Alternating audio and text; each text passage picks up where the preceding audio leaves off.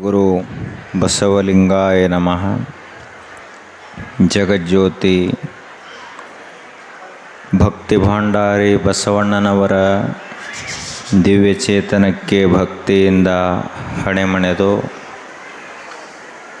ಎಲ್ಲ ಶಿವಶರಣರ ಪವಿತ್ರ ಪಾದಗಳಿಗೆ ಭಕ್ತಿಯಿಂದ ನಮಸ್ಕರಿಸಿ, ಗ್ರಾಮದೈವ ಪರಮಾತ್ಮನ ಅಸ್ತಿತ್ವದ ದಿವ್ಯ ಪ್ರತೀಕ ಕಾಲಭೈರವನಾಥನ ದಿವ್ಯ ಸನ್ನಿಧಿಗೆ ಭಕ್ತಿಯಿಂದ ವಂದಿಸಿ, ಮಹಾತಪಸ್ವಿಗಳು, ಶ್ರೇಷ್ಠ ಶಿವಯೋಗಿಗಳು, ಮಹಾಕರ್ಮಯೋಗಿಗಳೆನಿಸಿದ ಪರಮಪೂಜ್ಯ ಶ್ರೀಮನ್ನಿರಂಜನ ಪ್ರಣವ ಸ್ವರೂಪಿ ಗುರುಬಸವ ಮಹಾಶಿವಯೋಗಿಗಳವರ ದಿವ್ಯಪಾದ ಪದ್ಮಗಳಿಗೆ ಭಕ್ತಿಯ ಶರಣಾರ್ಥಿಗಳನ್ನು ಸಲ್ಲಿಸಿ, ಪರಮಪೂಜ್ಯರು, ಶಿವಜ್ಞಾನ ಸಂಪನ್ನರು, ಶಿವಾನುಭಾವಿಗಳು ಆದಂತಹ ಪರಮಪೂಜ್ಯ ಶ್ರೀಮನ್ನಿರಂಜನ ಪ್ರಣವ ಸ್ವರೂಪಿ ಚನ್ನಬಸವ ಮಹಾಶಿವಯೋಗಿಗಳವರ ದಿವ್ಯ ಗದ್ದುಗೆಗೂ ಭಕ್ತಿಯಿಂದ ವಂದಿಸಿ, ಅನುಭಾವ ವೇದಿಕೆಯ ದಿವ್ಯ ಸಾನ್ನಿಧ್ಯ ವಹಿಸಿದ ಹಿರಿಯರು, ಶಿವಜ್ಞಾನ ಸಂಪನ್ನರು, ಶ್ರೇಷ್ಠ ಚಿಂತಕರಾದಂತಹ ಪರಮ ಪೂಜ್ಯ ಶ್ರೀ ಯೋಗಾನಂದ ಮಹಾಸ್ವಾಮೀಜಿಯವರ ದಿವ್ಯ ಚರಣಗಳಿಗೂ ಭಕ್ತಿಯಿಂದ ವಂದಿಸಿ,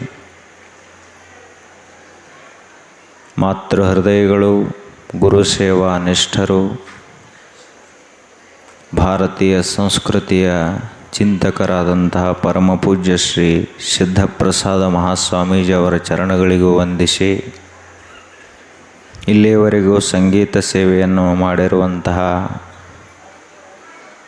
ಶ್ರೀಯುತರಾದ ಸಿದ್ಧಾರೂಢ ಅವರಳ್ಳಿಯವರಲ್ಲಿಯೂ, ತಬಲಾವಾದಕರಲ್ಲಿಯೂ ಶ್ರದ್ಧೆಯಿಂದ ಆಗಮಿಸಿದಂಥ ತಮ್ಮೆಲ್ಲರಿಗೂ ಕೂಡ ಭಕ್ತಿಪೂರ್ವಕ ಶರಣಾರ್ಥಿಗಳು.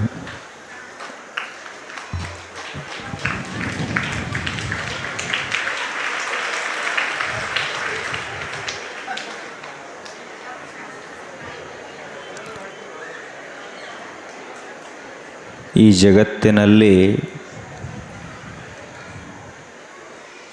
ಅತ್ಯಂತ ಬೆಲೆ ಬಾಳುವಂಥದ್ದು, ಈ ಜಗತ್ತಿಗೆ ಆಧಾರಭೂತವಾಗಿರುವಂಥದ್ದು, ಈ ಜಗತ್ತಿನ ಪ್ರಾಣ, ಈ ಜಗದ ಉಸಿರು, ಇಡೀ ವಿಶ್ವದ ಸೂತ್ರ ಏನು ಅಂದ್ರೆ ಸತ್ಯ. ಸತ್ಯವೇ ಇಡೀ ಜಗತ್ತನ್ನು ಪಾಲನೆ ಮಾಡ್ತದೆ. ಸತ್ಯವೇ ಇಡೀ ಜಗತ್ತಿಗೆ ಆಧಾರ. ಸತ್ಯವೇ ಇಡೀ ಜಗತ್ತಿನ ಪ್ರಾಣ. ಸತ್ಯ ಇಲ್ಲ ಅಂದರೆ ಜಗತ್ತೇ ಶೂನ್ಯ. ಸತ್ಯ ಇಲ್ಲ ಅಂದರೆ ಸಮಸ್ತ ವಿಶ್ವ ಏನೂ ಇಲ್ಲ. ಇಡೀ ವಿಶ್ವ ಯಾವ ಧರ್ಮವನ್ನು ಪಾಲಿಸ್ತದ ಅಂದ್ರೆ ಸತ್ಯ ಧರ್ಮವನ್ನು ಪಾಲಿಸ್ತದೆ. ಸೂರ್ಯ ಅತ್ಯಂತ ಪ್ರಚಂಡ ಉಷ್ಣತೆಯಿಂದ ಉರಿಯಲಿಕ್ಕೆ ಕಾರಣ ಸತ್ಯ ಧರ್ಮ. ಪೃಥ್ವಿ ಆಕಾಶದಲ್ಲಿ ತನ್ನದೇ ಆದಂಥ ವೇಗದಿಂದ ಸುತ್ತಲಿಕ್ಕೆ ಕಾರಣ ಸತ್ಯ ಧರ್ಮ. ಇಡೀ ವಿಶ್ವದ ಪ್ರತಿಯೊಂದು ಕೆಲಸ ನಡೆದಿದ್ದು ಸತ್ಯ ಧರ್ಮದ ಮೇಲೆ. ಧರ್ಮ ಅಂದ್ರನ ಸತ್ಯ, ಸತ್ಯ ಅಂದ್ರನ ಧರ್ಮ. ಧರ್ಮವನ್ನು ಸತ್ಯದಿಂದ ಬೇರ್ಪಡಿಸಲಿಕ್ಕೆ ಬರುವುದಿಲ್ಲ.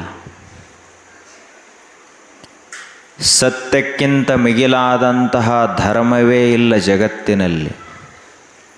ಹೀಗಾಗಿ ನಾವು ಏನಾದರೂ ಈ ಜಗತ್ತಿನಲ್ಲಿ ತಿಳ್ಕೋಬೇಕಾಗಿದ್ದರೆ ಸತ್ಯವನ್ನು ತಿಳ್ಕೋಬೇಕು.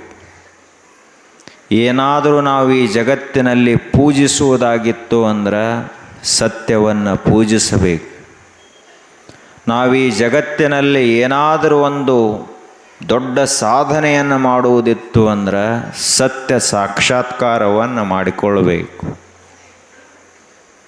ಇಡೀ ವಿಶ್ವದಲ್ಲಿಯೇ ಹಿರಿದಾದದ್ದು ಯಾವುದಾದರೂ ಇದ್ದರೆ ಅದು ಸತ್ಯ. ಮಹಾತ್ಮರ ಪ್ರಾಣ ಸತ್ಯ ಆಗಿತ್ತು.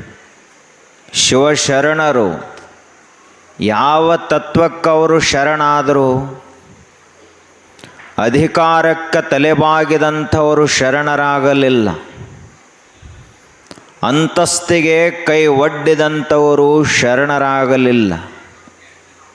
ಸುಳ್ಳಿಗೆ ಯಾರು ಮನಸೋತರೋ ಅಂಥವರು ಶರಣರಾಗಲಿಲ್ಲ. ಯಾರು ಶರಣರಾದರು, ಯಾರು ಸತ್ಯಕ್ಕೆ ತಲೆಬಾಗಿದರೋ, ಯಾರು ಸತ್ಯನಿಷ್ಠೆಗೆ ತಲೆಬಾಗಿದರೋ, ತಪಸ್ಸಿಗೆ, ಧರ್ಮಕ್ಕೆ, ನ್ಯಾಯ, ನೀತಿ, ಸಚ್ಚಾರಿತ್ರ್ಯ ಅಷ್ಟೇ ಅಲ್ಲದೆ ಯಾರು ಇಡೀ ವಿಶ್ವದ ಮಹಾಮೂಲ ಶಕ್ತಿಗೆ ತಲೆಬಾಗಿದರೋ ಅಂಥವರಿಗೆ ಶರಣರು ಅಂತ ಕರೀತಾರೆ.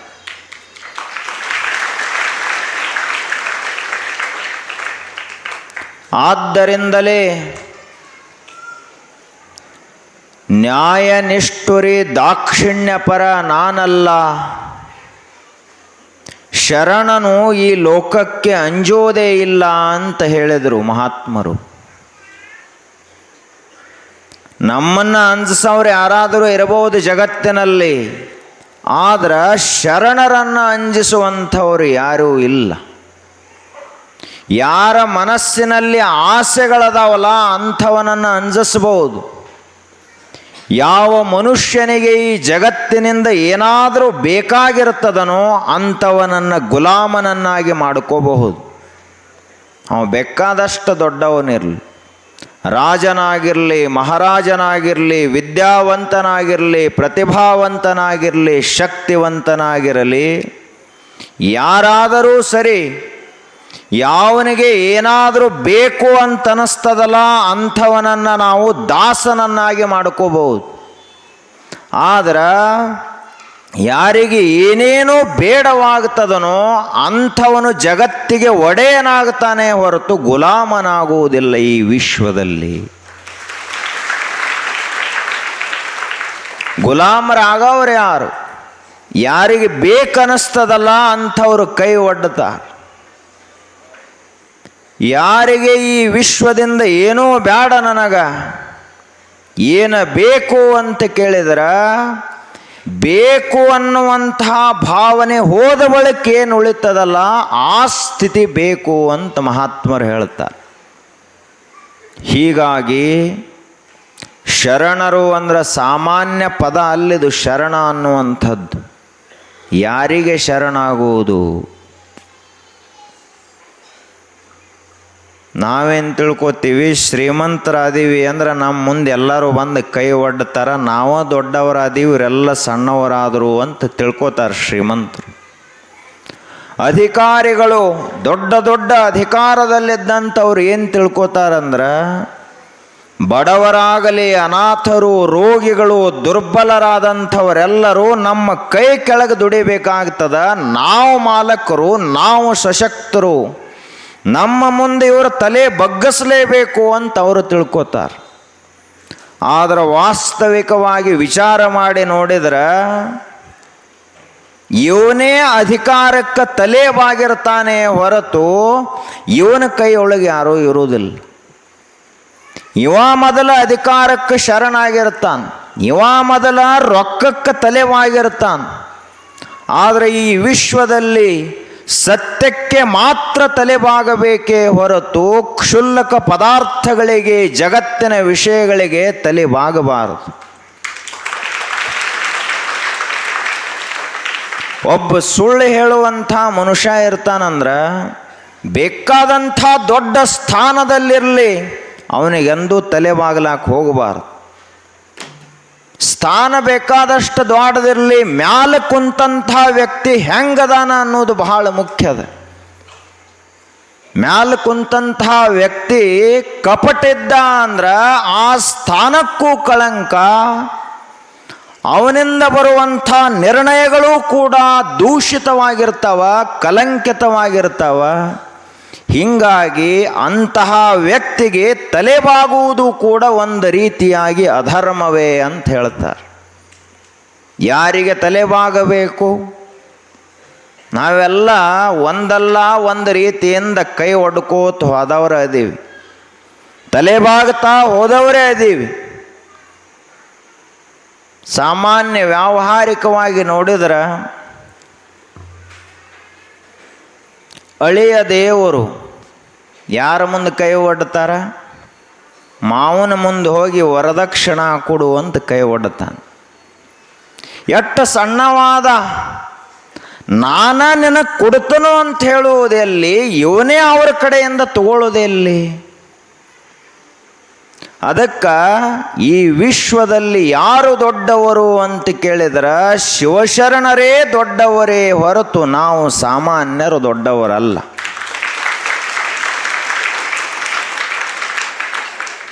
ಆದ್ದರಿಂದಲೇ ಹಿಂದಿನ ಕಾಲದಲ್ಲಿ ರಾಜ ಮಹಾರಾಜರೆಲ್ಲರೂ ಅವ್ರಿಗೆ ಗೊತ್ತಿತ್ತು, ಒಬ್ಬರು ತಪಸ್ವಿಗಳು ಬಂದರು ಅಂದ್ರೆ ಅವರು ತಮ್ಮ ಸಿಂಹಾಸನದಿಂದ ಇಳಿದ ಕೆಳಗೆ ಕೂಡುತ್ತಾ ಇದ್ರು.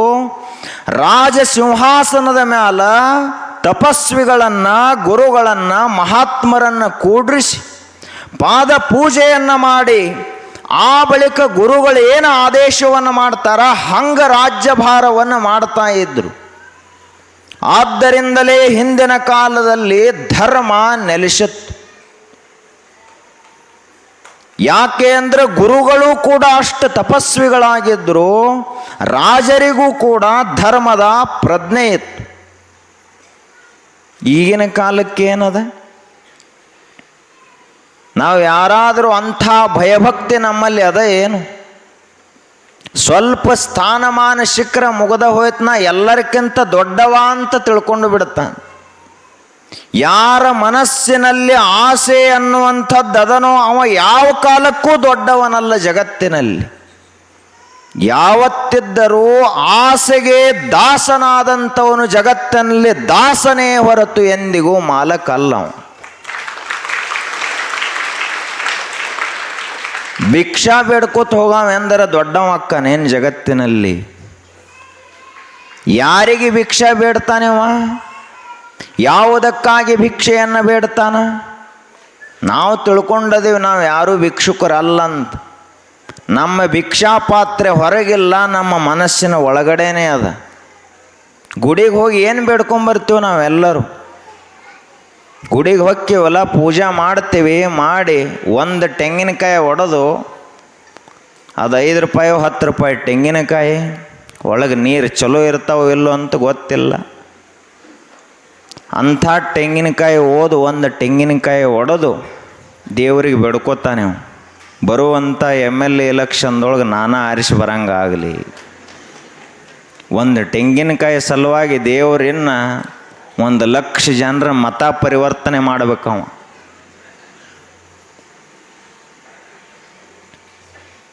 ಒಂದು ತೆಂಗಿನಕಾಯಿ ಹೊಡಿತಾನ, ನಮ್ಮ ಮನೆಯಲ್ಲಿ ಎಮ್ಮೆ ಹಿಂಡಂಗಾಗಲಿಪ್ಪ ದೇವರ. ಅವ ದೇವ್ರಂತಾನೆ, ನೀ ಮೊದಲು ಮೇವು ಹಾಕಪ್ಪ, ತಾನ ಹಿಂಡತತಿ. ನೀ ಮೇವು ಹಾಕೋದು ಬಿಟ್ಟಿಲ್ಲ, ಅಮಾಸಿಗತ್ತು ಇಷ್ಟು ದೂರ ಬಂದದಿ. ಅದಾದ ಎಮ್ಮೆ ಹೇಳ್ತದೆ, ಎಮ್ಮೆ ಭಾಷೆ ಬೇರೆನೇ ಇರ್ತದೆ.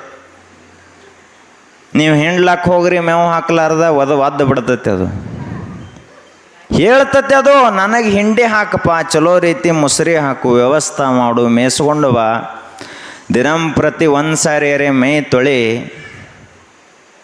ಎಮ್ಮೆ ವ್ಯವಸ್ಥೆ ಭಾಳ ಮಾಡಬೇಕಾಗ್ತದೆ.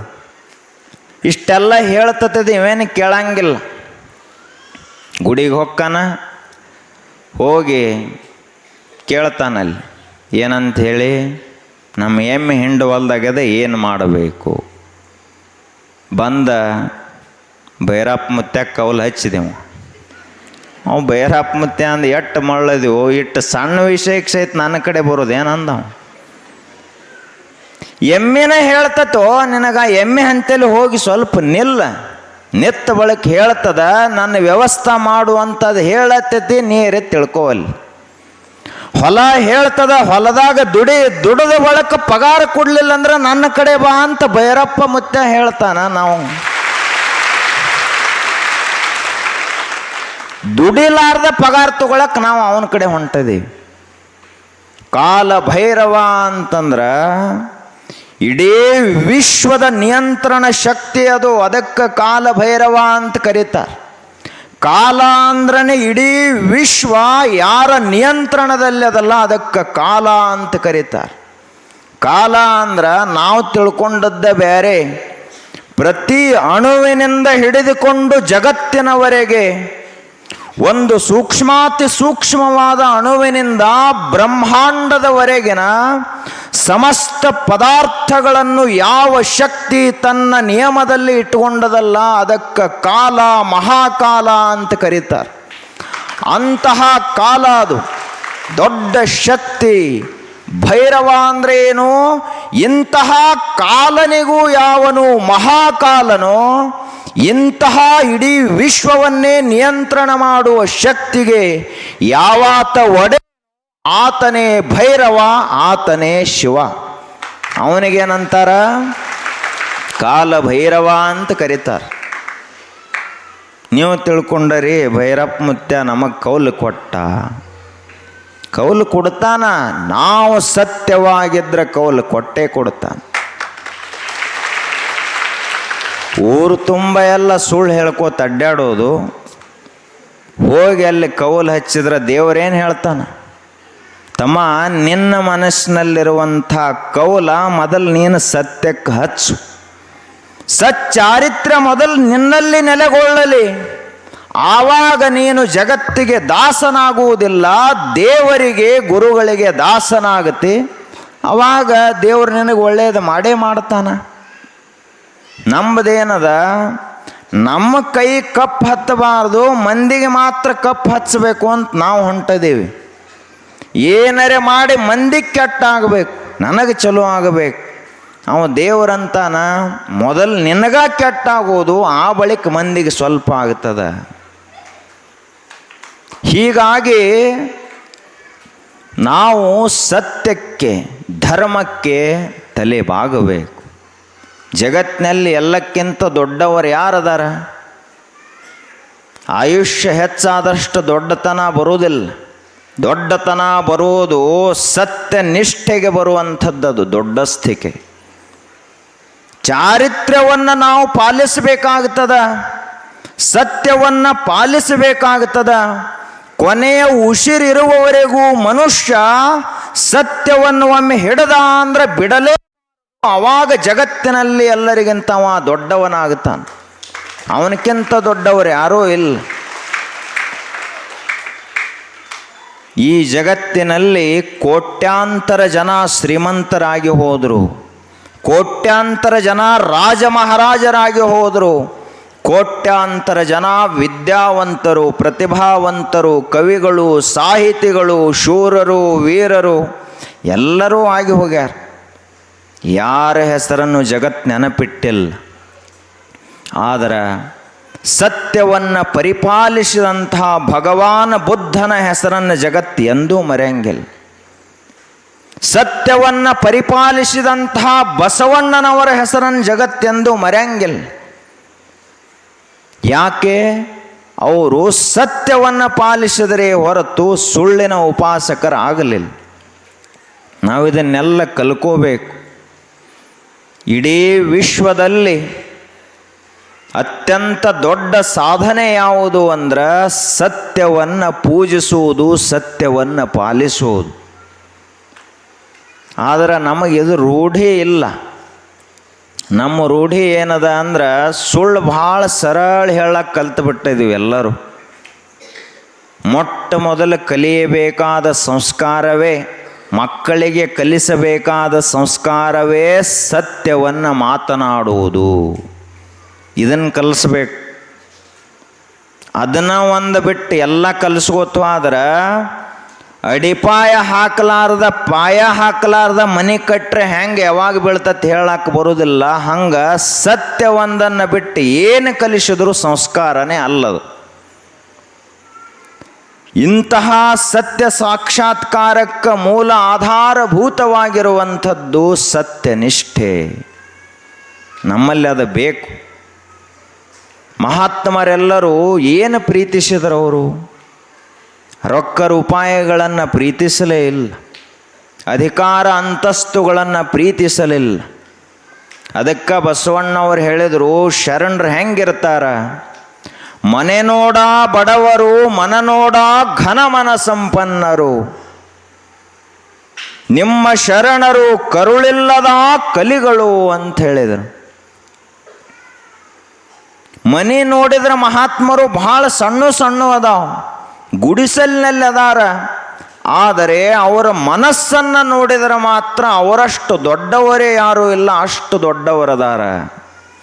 ಅವರಿಗೆ ಎಂದಿಗೂ, ಮಹಾತ್ಮರಿಗೆ ಎಂದಿಗೂ ಅನಿಸೋದಿಲ್ಲ ಇವ ನಮ್ಮ ಜಾತ್ಯವದಾನ, ಇವ ಬ್ಯಾರೆ ಜಾತ್ಯವದಾನಂತ ಅವ್ರಿಗೆ ಎಂದೂ ಅನಿಸುವುದೇ ಇಲ್ಲಲ್ಲ. ಅದಕ್ಕಾಗಿ ಅವರು ಈ ಜಗತ್ತಿನಲ್ಲಿ ಎಲ್ಲರಿಗಿಂತ ದೊಡ್ಡವರು.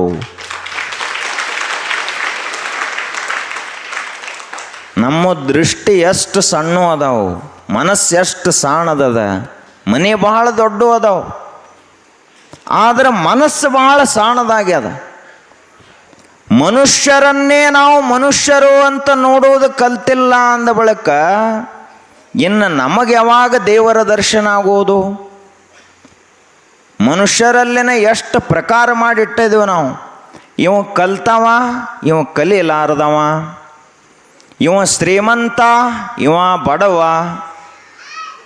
ಇವ ಈ ಊರವ, ಇವ ಆ ಊರವ, ಇವನ ಕೈಯಾಗ ಅಧಿಕಾರದ, ಇವನ ಕೈಯಾಗ ಅಧಿಕಾರ ಇಲ್ಲ, ಇವ ನಮಗೆ ಬೇಕಾದವ, ಇವ ನಮಗೆ ಬೇಡಾದವ, ಇವ ಇಂಥ ಜಾತ್ಯವ, ಇವ ಇಂಥ ಜಾತ್ಯವ ಅಂತ ಭೇದ ಮಾಡಿ ಇಟ್ಟಿದ್ದೀವಿ. ಹಿಂಗಿರಾಗ ನಮಗಿನ್ನ ಅಖಂಡವಾಗಿ ಬೆಳಗುವಂಥ ಶಿವಜ್ಯೋತಿಯ ದರ್ಶನ ಆಗುವುದೆವಾಗ? ದೇವರೆಂದಾದರೂ ಭೇದ ಮಾಡ್ತಾನೇನವ? ಇಲ್ಲಪ್ಪ, ಇಂಥವ ಬದಾನ, ಅವನ ಹೊಲಕ್ಕೆ ಅಷ್ಟ ಮಳೆ ಸುರಿಸೋನು, ಉಳ್ಕಿದ್ದೆಲ್ಲ ನಮಗೆ ಸಂಬಂಧ ಇಲ್ಲ ಅಂತಾನೇನು? ದೇವರನ್ನ ಭೇದ ಮಾಡಂಗಿಲ್ಲ ಅಂದ ಬಳಿಕ ನಾವ್ಯಾಕೆ ಮಾಡಬೇಕು? ನಾವ್ಯಾಕಿದು ಇರಲಾರದಂಥ ಕಸವನ್ನು ತಲೆಯಾಗ ತುಂಬ್ಕೋಬೇಕು, ಮನಸ್ಸಿನಲ್ಲಿ ಹಾಕ್ಕೋಬೇಕು?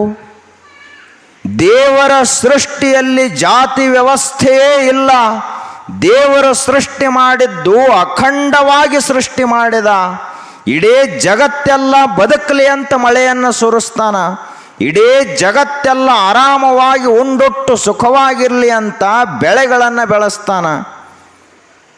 ಅಂತಹ ದೇವರನ್ನ ಭೇದ ಭಾವನ ಮಾಡುವುದಿಲ್ಲ ಅಂದ ಬಳಿಕ ನಮಗೇನೂ ಸಾಮರ್ಥ್ಯ ಇಲ್ಲ, ಅತ್ಯಂತ ಸಣ್ಣವರದೇವೆ ನಾವು. ಹೀಗಿದ್ದು ನಾವು ಏನು ಮಾಡ್ತೀವಿ? ಜಾತಿ ಭೇದವನ್ನು ಮಾಡ್ತೀವಿ. ಬಹಳ ದೊಡ್ಡ ಅಡಚಣೆ ಇದು. ದೇವರಿಗೆ ನಮಗೆ ದೂರ ಮಾಡಿದ್ದು ಯಾವುದು ಅಂದರೆ ಇದೇ ಒಂದು ದೊಡ್ಡ ಗೋಡೆ. ಇದು ಯಾವುದು? ಜಾತಿ. ಅವ ದೇವರಂತಾನ, ನಿನ್ನ ಮನಸ್ಸಿನಲ್ಲಿ ಎಲ್ಲಿಯವರೆಗೆ ಜಾತಿ ಇರ್ತದಲ್ಲ ಅಲ್ಲಿ ತನಕ ನಿನಗೆ ನನಗೆ ಭೆಟ್ಟಿನ ಆಗುವುದಿಲ್ಲ ಅಂತ ದೇವರು ಹೇಳ್ತಾನೆ. ಈ ಜಾತಿ ಅನ್ನುವಂತಹ ಕಸ ಇದು. ಈ ಕಸ ಇರುವವರೆಗೆ ನಿನಗೆ ಎಂದೂ ಭೇಟಿ ಆಗುವುದಿಲ್ಲ ಅಂತ ದೇವರು. ಬಸವಣ್ಣನವರ ಮನಸ್ಸಿನಲ್ಲಿ ಜಾತಿ ಇರಲಿಲ್ಲ, ಆದ್ದರಿಂದ ಸಾಕ್ಷಾತ್ ಕೂಡಲ ಸಂಗಮನೇ ಅವರಿಗೆ ಒಲಿದು ಬಿಟ್ಟ. ಅಲ್ಲಮ ಪ್ರಭುದೇವರ ಮನಸ್ಸಿನಲ್ಲಿ ಜಾತಿ ಅನ್ನುವುದೇ ಇರಲಿಲ್ಲ. ಹೀಗಾಗಿ ಅವರು ಎಲ್ಲೆಲ್ಲಿ ಹೋದರೂ ಎಲ್ಲ ಲೋಕವನ್ನು ಉದ್ಧಾರ ಮಾಡ್ತಾ ಹೋದರು. ಕೊನೆಗೆ ಮಹಾಬಯಲಿನಲ್ಲಿ ಬಯಲಾಗಿ ಹೋದರು, ದೇವರಲ್ಲಿ ದೇವರಾಗಿ ಬೆರೆತು ಬಿಟ್ಟರು. ನಾವು ಹೆಂಗದೀವಿ? 100 ವರ್ಷ ಆಯುಷ್ಯ ಕಳೆದ್ರೂ ಎಲ್ಲೈತ್ಲ ಎನ್ನಕ್ಕಲ್ಲ ಅಲ್ಲೇ ಅದ, ಅದು ಬದಲೇನಾಗಿಲ್ಲ. ಮತ್ತೇನು ನಾವು ಏನೇನು ಮಾಡ್ತೀವಿ? ಬೇಕಾದಂಗೆ ದೊಡ್ಡ ದೊಡ್ಡ ಪೂಜೆ ಮಾಡಿಸ್ತೀವಿ, ಬೇಕಾದಷ್ಟು ದಾನ ಧರ್ಮ ಮಾಡ್ತೀವಿ, ಏನು ಬೇಕಾದ ಎಲ್ಲ ಮಾಡ್ತೀವಿ, ಮೂಲ ನಮ್ಮ ಒಳಗಿನ ಕಸಾನ ಕಿತ್ತು ತೆಗಿಲಾಕ ತಯಾರಿಲ್ಲ ನಾವು ಯಾರು. ಅದೊಂದು ಯಾವುದೋ 2 ಇರುವೆಗಳು, 2 ಇರುವಿದ್ದು ಹೊತ್ತ ಅವು 2 ಇರುವೆಗಳು ಭಾಳ ಗೆಳತನ ಚಲೋ ಎತ್ತತ್ತರದು. ಅವಾಗ ಒಂದು ಇರುವೆ ಅದೆಲ್ಲಿರ್ತಿತ್ತು ಅಂದ್ರೆ ಬೇವಿನ ಗಿಡದಾಗಿರ್ತಿತ್ತು. ಅದು ಇನ್ನೊಂದು ಇರುವೆ ಎಲ್ಲಿರ್ತಿತ್ತು, ಅದು ಕಬ್ಬಿನ ತೋಟದಾಗಿರ್ತಿತ್ತು. ಆಗ ಒಂದು ಸಾರಿ ಏನಾಯಿತು ಅಂದ್ರೆ, ಈಗ ಹೆಂಗೆ ನೀವು ಕರಿತಿರಲ್ಲ ನಿಮ್ಮ ಮನೆಗೆ ನಿಮ್ಮ ಗೆಳೆಯರನ್ನ ಊಟಕ್ಕೆ, ಹಂಗೆ ಅದು ಕಬ್ಬಿನ ತೋಟದಾಗಿರೋ ಇರುವೆ ಈ ಬೇವಿನ ತೋಟದಾಗ ಏನು ಬೇವಿನ ಗಿಡದಾಗಿತ್ತಿರುವಿ ಅದಕ್ಕೆ ಊಟಕ್ಕೆ ಹೇಳ್ತತ್ತದು. ಊಟಕ್ಕೆ ಹೇಳಿದ ಬಳಿಕ ಇದು ಬೇವಿನ ಗಿಡದ ಅಂದೇಳೋದು ನಡ್ಕೋತ ದೂರ ಕಬ್ಬಿನ ತೋಟಕ್ಕೆ ಹೋಗ್ತಿದ್ದು. ಹೋದ ಬಳಿಕ ಅದೆಲ್ಲ ಸಕ್ಕರೆ ಉಂಡೆ ಮಾಡಿ ಇಟ್ಟಿತ್ತದು. ಕಬ್ಬಿನ ತೋಟದಂದು ಸಕ್ಕರೆ ಉಂಡೆ 1 ಕೊಟ್ಟಿತ್ತು, 2 ಕೊಟ್ಟಿತ್ತು. ಹೆಂಗದ ಸಕ್ಕರೆ ರುಚಿ ಆಯಿತೋ ಇಲ್ಲೋ ಅಂತ ಕೇಳ್ತದು. ಅವಾಗ ಇದು ಬೇವಿನ ತೋಟದಂದ ಬೇವಿನ ಗಿಡದಂದು ಇರುವೆ ಹೇಳ್ತಿದ್ದು, ಎಷ್ಟು ಕೈ ಹತ್ತಲತ್ತೈತಲ್ಲ ಅಂತ ಹೇಳ್ತಿದ್ದು. ಅವಾಗ ಇಲ್ಲ ಬಹುತೇಕ ನನ್ನ ಕಡೆನೇ ಏನರ ತಪ್ಪಾಗಿರ್ಬೇಕಂತ, ಇದು ನೋಡು ಇದು ಬೇರೆ ಭಾಳ ಚಲೋ ಐತಂತ ಬೇರೆ ಇನ್ನೊಂದು ಸಕ್ಕರೆ ಉಂಡೆ ಕೊಟ್ಟಿತ್ತದು. ಅದನ್ನು ತಿಂದು ನೋಡ್ತು, ಇದು ಅದಕ್ಕೆ ಕೈ ಐತತ್ ಹೇಳ್ತದು.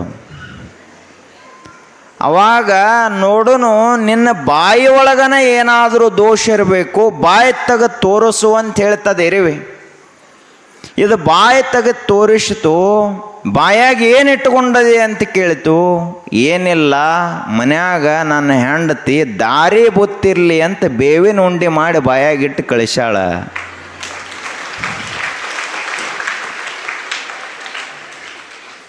ಅವಾಗ ಅದು ಸಕ್ಕರೆ ಇರುವೆ ಹೇಳ್ತದು, ಮೊದಲು ನಿನ್ನ ಬಾಯಿಯಲ್ಲಿ ಏನದಲ್ಲ ಬೇವಿನ ಕಹಿಯಾದಂಥ ಉಂಡೆಯನ್ನು ತೆಗೆದು ಚೆಲ್ಲು, ಅವಾಗ ನಾ ಏನು ಕೊಡ್ತೀನಲ್ಲ ಈ ಸಕ್ಕರೆ ಉಂಡೆಯನ್ನು ನೀ ಯಾವಾಗ ತಿಂತೀಯಲ್ಲ ಅವಾಗ ನಿನಗೆ ನಿಜವಾದ ಸಕ್ಕರೆ ರುಚಿ ಗೊತ್ತಾಗ್ತದೆ ಅಂತ ಹೇಳಿತು. ಅದರಂಗನ ಅದು ಅದನ್ನು ತೆಗೆದು ಚೆಲ್ಲಿ ಸಕ್ಕರೆ ಉಂಡೆ ನೋಡಿತು, ಎಷ್ಟು ರುಚಿ ಅದ, ಏನು ಅದ್ಭುತ ಅದ ಅಂಥೇಳಿ ವರ್ಣನ ಮಾಡಿತು. ಹಂಗೆ ನಾವು ಎಲ್ಲರೂ ಬಸವಣ್ಣನ ವಚನ ಓದ್ತೀವಿ, ಏನ್ರಿ ನಮ್ಮ ಮನಸ್ಸಿಗೆ ತಕ್ಕಂಗೆ ಹೇಳೇ ಇಲ್ಲ ಅವ್ರಂತೀವಿ. ಅಲ್ಲಂ ಪ್ರಭುದೇವರ ವಚನ ಓದ್ತೀವಿ, ಮಠಕ್ಕೂ ಬರ್ತೀವಿ, ಗುಡಿಗೆ ಹೋಗ್ತೀವಿ, ಪೂಜಾನೂ ಮಾಡಿಸ್ತೀವಿ, ಎಲ್ಲ ಮಾಡ್ತೀವಿ. ಆದ್ರೆ ಇನ್ನ ನಮಗೆ ಅಧ್ಯಾತ್ಮದ ಆ ಅಮೃತದ ರುಚಿನ ಅನುಭವಕ್ಕೆ ಬಂದಿಲ್ಲ. ಯಾಕೆ ಅಂದ್ರೆ ಜಾತಿಯ ಉಂಡಿಯನ್ನು ನಾವು ಬಾಯೊಳಗಿಟ್ಟುಕೊಂಡು ಶರಣರ ವಚನಗಳನ್ನು ಓದ್ತಾ ಇದ್ದೀವಿ. ಹಿಂಗಾಗಿ ಅದು ಕಹಿ ಹೋಗುವಲ್ಲ. ಮನಸ್ಸಿನಲ್ಲಿ ಏನದು ಕಹಿ ತುಂಬ್ಯದಲ್ಲ, ಆ ಕಹಿ ಅಜ್ಞಾನದ ಉಂಡಿ, ಜಾತಿಯ ಉಂಡಿ ನಮ್ಮ ಮನಸ್ಸಿನಲ್ಲಿ ಇರುವವರೆಗೆ ಅಧ್ಯಾತ್ಮ ತನ್ನ ಪೂರ್ಣ ಪ್ರಮಾಣದ ಸವಿಯನ್ನು ರುಚಿಯನ್ನು ಎಂದಿಗೂ ತೋರಿಸುವುದಿಲ್ಲ. ಹೀಗಾಗಿ ನಾವೆಲ್ಲರೂ ಕೂಡ ನಮ್ಮ ಮನಸ್ಸು ಸ್ವಚ್ಛ ಮಾಡ್ಕೋಬೇಕು. ಆವಾಗ ಮಾತ್ರ ಏನಾಗ್ತದ ಅಂತ ಕೇಳಿದರೆ ಅಧ್ಯಾತ್ಮದ ಪೂರ್ಣ ಅನುಭವ ನಮಗೆ ಬರಲಿಕ್ಕೆ ಪ್ರಾರಂಭ ಆಗ್ತದೆ.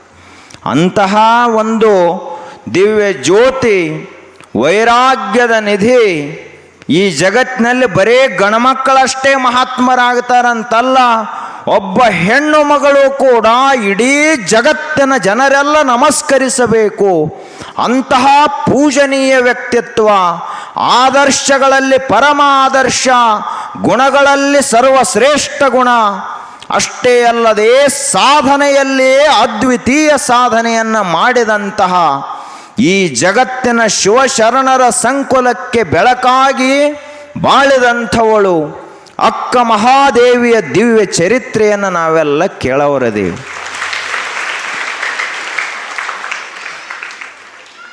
ಆ ಅಕ್ಕ ಮಹಾದೇವಿಯವರ ಒಂದು ವಚನ.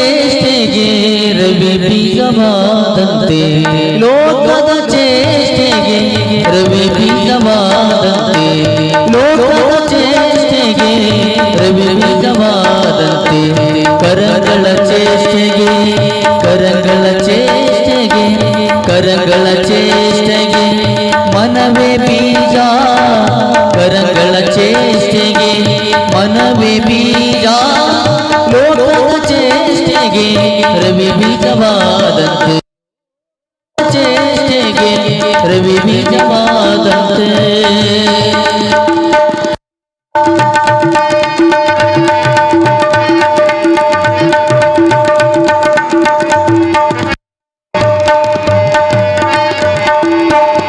ಎನ್ನಗುಳ್ಳದೊಂದು ಮನ ಆ ಮನ ನಿಮ್ಮಲ್ಲಿ ಎನ್ನಗುಳ್ಳದೊಂದು ಮನ ಆ ಮನ ನಿಮ್ಮಲ್ಲಿ ಬಡಬೆರೆದ ಬಳಿಕ ಎನಗೆ ಭವವುಂಟೆ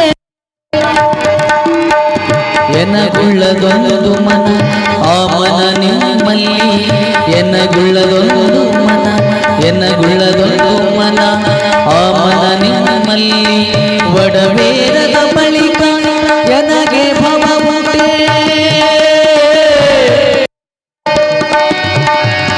ಎನಗೆ ಭವವುಂಟೆ ಚನ್ನ ಮಲ್ಲಿಕಾರ್ಜುನ ಎನಗೆ ಭವವುಂಟೆ ಎನಗೆ ಭವವುಂಟೆ ಚನ್ನ ಮಲ್ಲಿಕಾರ್ಜುನ ದೇವ ದೇವ ಚೇಷ್ಟೆ ರವಿ ಬೀಜವಾದಂತೆ ಲೋಕದ ಚೇಷ್ಟೆ ರವಿ ಬೀಜವಾದಂತೆ ಕರಗಳ ಚೇಷ್ಟೆಗೆ ಮನವೇ ಬೀಜ ಕರಗಳ ಚೇಷ್ಟೆಗೆ ಮನವೇ ಬೀಜ ಲೋಕದ ಚೇಷ್ಟೆಗೆ ರವಿ ಬೀಜವಾದಂತೆ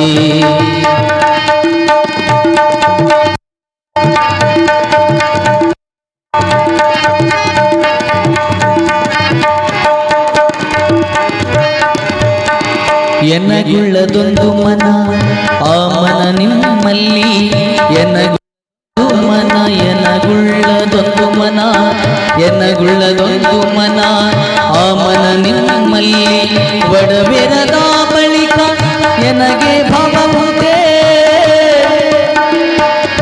ಎನಗೆ ಚನ್ನ ಮಲ್ಲಿಕಾರ್ಜುನ ಎನಗೆ ಭವವುಂಟೆ ಮಲ್ಲಿಕಾರ್ಜುನ ಚನ್ನ ಮಲ್ಲಿಕಾರ್ಜುನ ಚನ್ನ ಮಲ್ಲಿಕಾರ್ಜುನ ಲೋಕದ ಚೇಷ್ಟೆಗೆ ರವಿ ಬೀಜವಾದಂತೆ ಲೋಕದ ಚೇಷ್ಟೆಗೆ ಲೋಕದ ಚೇಷ್ಟೆಗೆ ರವಿ ಬೀಜವಾದಂತೆ ಕರಗಳ ಚೇಷ್ಟೆಗೆ ಚೇಷ್ಟೆಗೆ ಚೇಷ್ಟೆಗೆ ಮನವೇ ಬೀಜ ಲೋಕದ ಚೇಷ್ಟೆಗೆ ರವಿ ಬೀಜವಾದಂತೆ ಚೇಷ್ಟೆಗೆ ಲೋಕದ ಚೇಷ್ಟೆಗೆ ಲೋಕದ ಚೇಷ್ಟೆಗೆ ರವಿ ಬೀಜವಾದಂತೆ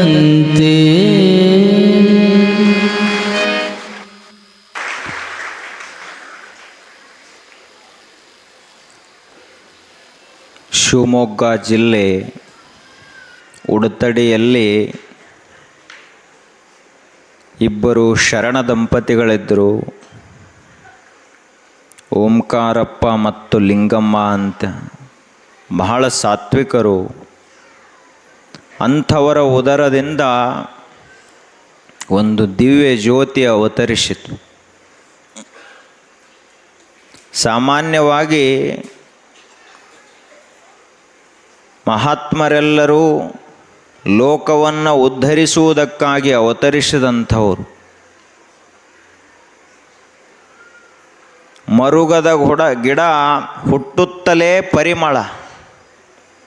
ಆಗ ಮಹಾತ್ಮರು ಹುಟ್ಟುತ್ತಲೇ ಅಂತಹ ದಿವ್ಯ ಶಕ್ತಿ ಅವರಲ್ಲಿರ್ತದೆ. ಆಗ ಅಕ್ಕ ಮಹಾದೇವಿಯವರು ಬಾಲ್ಯದಲ್ಲಿರುವಾಗಲೇ ಅವರಲ್ಲಿ ಶಿವಭಕ್ತಿ ನೆಲೆಸಿತ್ತು. ಅವರು ಹುಟ್ಟಿದಾಗ ಏನು ಜಗತ್ತಿಗೆಲ್ಲ ಆನಂದ ಆಯಿತು. ಯಾಕೆ ಅಂದರೆ ಸಾಮಾನ್ಯಳಾದಂತಹ ಹೆಣ್ಣು ಮಗು ಅದಾಗಿರಲಿಲ್ಲ. ಸಾಮಾನ್ಯವಾದಂತಹ ಬಾಲಕಿ ಆಕೆ ಆಗಿರಲಿಲ್ಲ. ಯಾಕೆ ಅಂದ್ರೆ ಎಲ್ಲ ಶಿವಶರಣರು ಕೂಡ ಅಕ್ಕ ಮಹಾದೇವಿಯ ವೈರಾಗ್ಯಕ್ಕೆ ತಲೆಬಾಗಿದ್ರು. ಇವತ್ತಿಗೂ ಕೂಡ ಯಾರೇ ಮಹಾತ್ಮರಿರಲಿ, ಆಧ್ಯಾತ್ಮಿಕ ಕ್ಷೇತ್ರದ ಸಾಧಕರು ಯಾರೇ ಇರಲಿ, ಅಕ್ಕ ಮಹಾದೇವಿ ಅನ್ನುವಂಥ ಹೆಸರು ಬಂತು ಅಂದರೆ ಎಲ್ಲರೂ ಕೈ ಮುಗಿದು ನಮಸ್ಕಾರ ಮಾಡ್ತಾರೆ. ಅಷ್ಟು ದೊಡ್ಡ ಹೆಸರು. ಆಗ ಬೆಳೀತಾ ಬೆಳೀತಾ ಅಕ್ಕ ಮಹಾದೇವಿಯವರು ಶಿವಗುಣ ಅವರಲ್ಲಿ ವಿಕಸಿತ ಆಗ್ತಾ ಹೋಯಿತು. ಪ್ರತಿದಿನ ತಂದೆ ತಾಯಿಗಳು ಪೂಜೆ ಮಾಡುವುದನ್ನು ನೋಡ್ತಾ ಇದ್ಲು. ಆ ಬಳಿಕ ತಾನೂ ಪೂಜೆಯನ್ನು ಮಾಡಲಿಕ್ಕೆ ಪ್ರಾರಂಭ ಮಾಡಿದ್ಲು. ಪ್ರತಿದಿನ ಅವರು ಗುರುಗಳ ಪ್ರವಚನ ಕೇಳ್ತಾ ಇದ್ದರು. ಈಕೆಯೂ ಪ್ರವಚನ ಕೇಳಲಿಕ್ಕೆ ಹೋದ್ಲು. ಹೀಗೆ ನಿರಂತರವಾಗಿ ಒಂದು ಆಧ್ಯಾತ್ಮಿಕ ಸಂಸ್ಕಾರ ಜಾಗೃತ ಆಗ್ತಾ ಹೋಯಿತು. ಹೋದ ಬಳಿಕ ತಂದೆ ತಾಯಿಗಳಿಗೆ ಗೊತ್ತಾತು,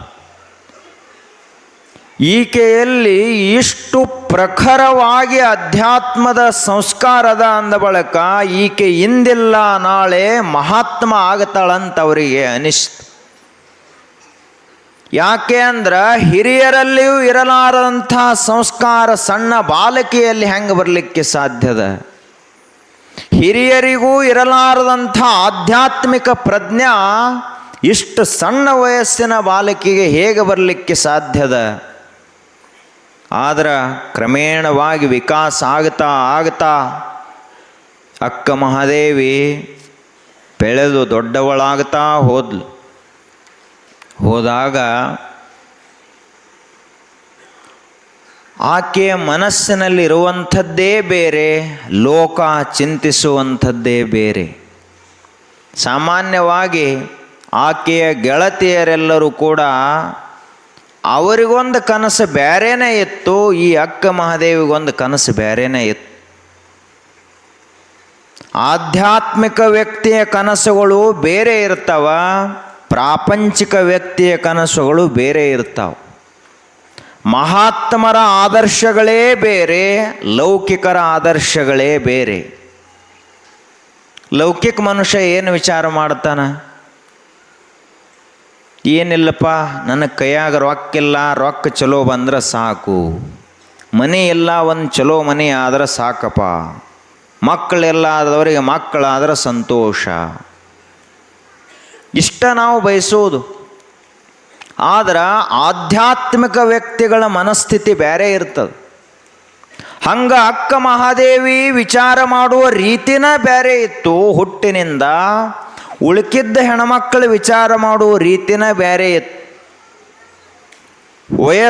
ಮದುವೆ ವಯಸ್ಸು ಬಂದಾಗ ಎಲ್ಲ ಉಳಿದಂಥ ಊರಿಗೆಯ ಎಲ್ಲ ಗೆಳತಿಯರೆಲ್ಲರೂ ಅವರು ತಮ್ಮ ಯಜಮಾನನಾಗುವಂಥವನು, ತಮ್ಮ ಪತಿಯಾಗುವಂಥವನು ಹೀಗೆ ಇರಬೇಕು ಅಂತ ಕನಸು ಕಟ್ಕೊಂಡು ಅದನ್ನು ಇವರು ಮುಂದೆ ಹೇಳ್ತಿದ್ರು. ಆದ್ರೆ ಅಕ್ಕ ಮಹಾದೇವಿಗೆ ಇದು ಏನಿವರು ಸಂಸಾರ ಅಂತಾರ, ಏನಿದು ಲಗ್ನ ಅಂತಾರ, ಜಗತ್ನಾಗ ಇದೇನು ಹೊಸದಲ್ಲ ಅಂತ ಅಕ್ಕ ಮಹಾದೇವಿ. ಎಲ್ಲರೂ ಮಾಡಿದ್ದೇ ಪ್ರಪಂಚದ ಇದೇನೀ ಜಗತ್ತಿನಲ್ಲಿ ಹೊಸ ವಿಷಯ ಅಲ್ಲದು, ಬಹಳ ಹಳಿ ವಿಷಯದ. ಅಷ್ಟೇ ಅಲ್ಲದೆ ನೀರಸವಾದಂತಹ ವಿಷಯದ. ಇದರಾಗ ಏನೂ ಗಂಧನ ಇಲ್ಲ. ಅಕ್ಕ ಮಹಾದೇವಿ ವಿಚಾರ ಮಾಡಿದ್ಲು, ಇದ ಮನೆಯಲ್ಲಿ ನಮ್ಮ ಮುತ್ತಜ್ಜ ಪ್ರಪಂಚವನ್ನು ಮಾಡಿ ಹೋದ, ಇದೇ ಮನೆಯಲ್ಲಿ ನಮ್ಮ ಅಜ್ಜ ಪ್ರಪಂಚವನ್ನು ಮಾಡಿ ಹೋದ, ಇದೇ ಮನೆಯಲ್ಲಿ ಈಗ ಸದ್ಯ ನಮ್ಮ ತಂದೆ ಪ್ರಪಂಚವನ್ನು ಮಾಡ್ತಾ ಇದ್ದಾನ. ಇಷ್ಟೆಲ್ಲ ಇವರು ಪ್ರಪಂಚ ಮಾಡಿದರೂ ಕೂಡ ಇವರಿಗೆ ಆನಂದ ಅನ್ನುವಂಥದ್ದೇ ಪ್ರಾಪ್ತವಾಗಿಲ್ಲ. ನಿಜವಾದ ಸುಖ ಇವರಿಗೆ ಸಿಕ್ಕಿಲ್ಲ. ಹೀಗಾದ ಬಳಿಕ ನಾನು ಕೂಡ ಲಗ್ನಾಗಿ ಇವ್ರಿಗತ್ಲೆ ಈ ದುಃಖಮಯವಾದ ಪ್ರಪಂಚ ಮಾಡೋದ್ರಾಗ ಏನು ಅರ್ಥದ ಅಂತಂದ್ಲು ಅಕ್ಕ ಮಹಾದೇವಿ. ವಿಚಾರ. ಆ ಬಳಿಕ ಅಕ್ಕ ಮಹಾದೇವಿ ಎಷ್ಟು ಬೌದ್ಧಿಕ ಪ್ರೌಢ ಸ್ಥಿತಿ ಇತ್ತು ಅಂದ್ರೆ ಆಕೆ ಅಂದ್ಲು, ಈ ಜಗತ್ತೆಲ್ಲ ಒಂದು ಕಡೆ ಹೊಂಟದಿದು, ನಾ ಈ ದಾರಿ ಹಿಡಿಬಾರ್ದು ಅಂತ ನಿರ್ಣಯ ಮಾಡಿದ್ದು.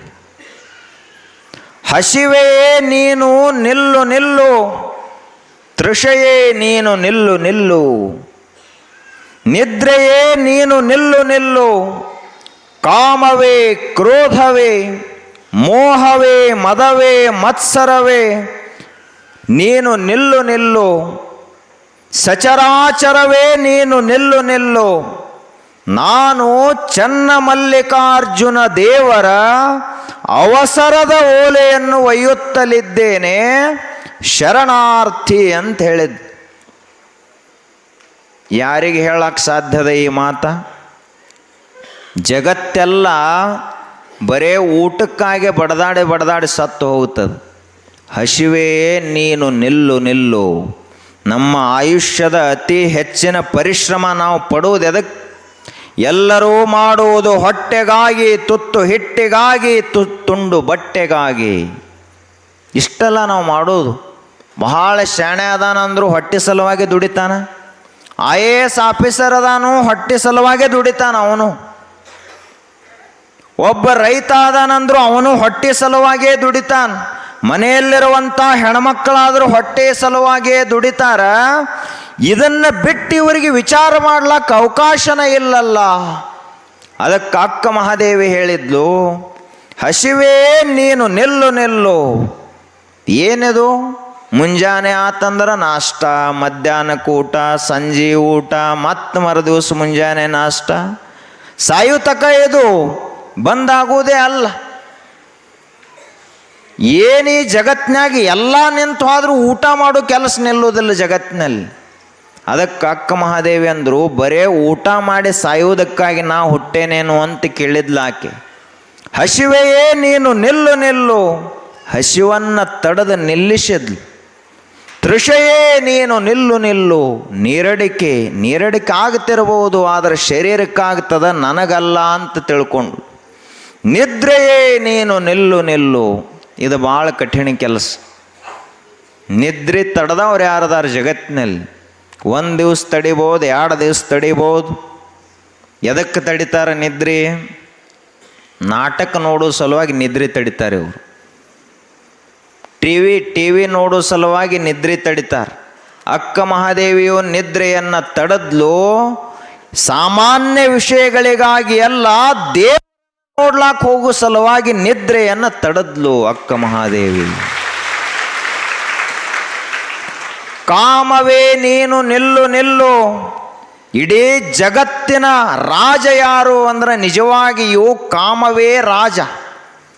ಜಗತ್ತನ್ನೆಲ್ಲ ತನ್ನ ಕಿರುಬೆರಳ ತುದಿಯ ಮೇಲೆ ಕುಣಿಸ್ತದೆ ಯಾವುದು ಅಂದ್ರೆ ಕಾಮ. ಎಂತಹ ಮನುಷ್ಯನೇ ಇರಲಿ ಅವನನ್ನು ತನ್ನ ಕಾಲಿನ ಆಳಾಗಿ ಮಾಡಿಕೊಳ್ತದ ಕಾಮ. ಅಂತಹ ಕಾಮಕ್ಕನ ಅಕ್ಕ ಮಹಾದೇವಿ ಹೇಳ್ತಾಳ, ನೀ ದೂರ ಸರದ್ ನಿಲ್ಲು ಅಂತ ಹೇಳ್ತಾಳ. ಕ್ರೋಧ ಲೋಭ ಮೋಹ ಮದ ಮತ್ಸರ ಸಚರಾಚರವೇ ನೀನು ನಿಲ್ಲು ನಿಲ್ಲು. ನೀವೆಲ್ಲ ದೂರ ಸರದ್ ನಿಲ್ರಿ. ಯಾಕಂದ್ರೆ ಆಕೆ ಹೇಳುವಂಥ ಅರ್ಥ ಇಷ್ಟೇ ಅದ, ನಾವು ದೇವರ ಸಾಕ್ಷಾತ್ಕಾರ ಮಾಡ್ಕೊಳ್ಳಕ್ಕೆ ಹೊಂಟೀವಿ, ನಾವು ಮೋಕ್ಷ ಮಂದಿರಕ್ಕೆ ಹೊಂಟೀವಿ ಅಂದ್ರೆ ನಮಗ ಮತ್ತು ದೇವರಿಗೆ ನಡು ಇರುವಂತಹ ಇವು ಶತ್ರುಗಳೆಲ್ಲವೂ, ಅಡೆತಡೆಗಳಿವೆಲ್ಲವೂ. ಅದಕ್ಕಿವೆಲ್ಲವೂ ದೂರ ಸರದ್ ನಿಲ್ಲಲಾರದ ಹೊರತು ದೇವರ ದರ್ಶನವೇ ಆಗುವುದಿಲ್ಲ. ಹೀಗಾಗಿ ನೀವೆಲ್ಲ ದೂರ ಸರದ್ ನಿಲ್ರಿ. ಯಾಕೆ ಅಂದ್ರೆ ನಾನು ಚನ್ನಮಲ್ಲಿಕಾರ್ಜುನ ದೇವರ ಅವಸರದ ಓಲೆಯನ್ನು ಒಯ್ಯುತ್ತಲಿದ್ದೇನೆ. ಯಾವ ಓಲೆ ಅದು? ಯಾವ ಪತ್ರ ಹೇಳತ್ತಲ್ಲ ಅಕ್ಕ ಮಹಾದೇವಿ? ನಾನು ನಿಮ್ಮವಳು ಅನ್ನುವಂಥ ಪತ್ರವನ್ನು ಒಯ್ತಾ ಇದ್ದಾಳೆ. ಈ ಪ್ರಪಂಚಕ್ಕೆ ಸಂಬಂಧಪಟ್ಟವಳು ನಾನಲ್ಲ, ಇಲ್ಲಿ ಹುಟ್ಟಿ ಸಾಯುವಂತಹ ಈ ಗಂಡರನ್ನು ಮಾಡ್ಕೊಂಡು ನಾ ಎಲ್ಲಿ ಹೋಗಲಿ ಅಂತ ಕೇಳಿದ್ಲಾಕೆ. ಈ ಲಗ್ನನ ಆಗುವುದಿಲ್ಲ, ಈ ಪ್ರಪಂಚವೇ ನನಗೆ ಬೇಡ. ಯಾಕೆ ಅಂದ್ರೆ ನನಗ ಸಾಯಲಾರದಂಥ, ಕೆಡಲಾರದಂಥ, ಅಮರವಾದಂಥ, ಅದ್ವಿತೀಯ ಅಮೃತವಾದಂಥ ದೇವವಸ್ತು ಬೇಕೇ ಹೊರತು ಈ ಪ್ರಪಂಚ ಬೇಡ.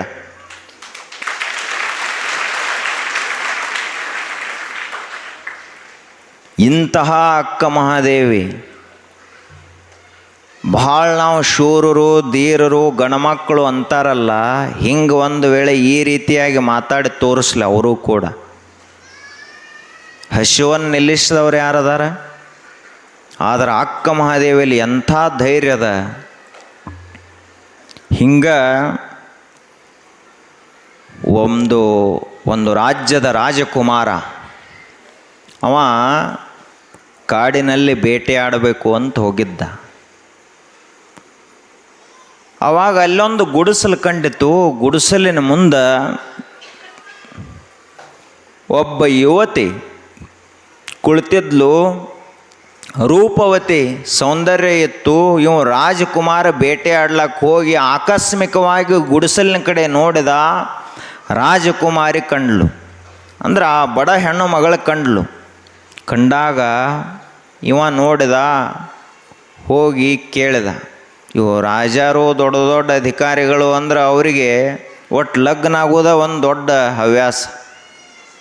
ಏನು ಕೇಳಿದವ? ನೇರವಾಗಿ ಹೋದವನ. ಅಧಿಕಾರ ಬೇರೆ ಕೈಯಾಗಿರ್ತದ, ರೊಕ್ಕ ಕಟ್ಟಿರ್ತದ, ನೀ ನನ್ನ ಲಗ್ನ ಆಗ್ತೀಯೇನು ಅಂತ ಕೇಳಿದ. ಅವಾಗ ಆ ಬಡ ಹೆಣ್ಣು ಮಗಳು ಹೇಳಿದ್ಲು, ನೀ 15 ದಿವಸ ಬಿಟ್ಟು ಬಂದ ಬಳಿಕ 15 ದಿವಸ ಬಿಟ್ಟು ಬಾ, ಆವಾಗ ನನ್ನ ಲಗ್ನ ಆಗಕ್ಕೆ ಅಂತ ಹೇಳಿದ್ಲಾಕಿ. ಇವ ಅಂದ, 15 ದಿವಸ ಏನು ಬಹಳ ದೊಡ್ಡದು, ನಿನ್ನ ಸಲುವಾಗಿನ 1-2 ವರ್ಷನ ಕಾಯ್ಲಕ್ಕೆ ತಯಾರದನು ಅಂತ ಹೇಳಿದವ ರಾಜಕುಮಾರ. ಆಯಿತು. ಆ ಬಡ ಹೆಣ್ಣು ಮಗಳು ಏನಿದ್ಲಲ್ಲ, ಆಕೆ ತಂದೆ ತಾಯಿಗಳಿಗೆ ಚಿಂತೆ ಆಯ್ತು.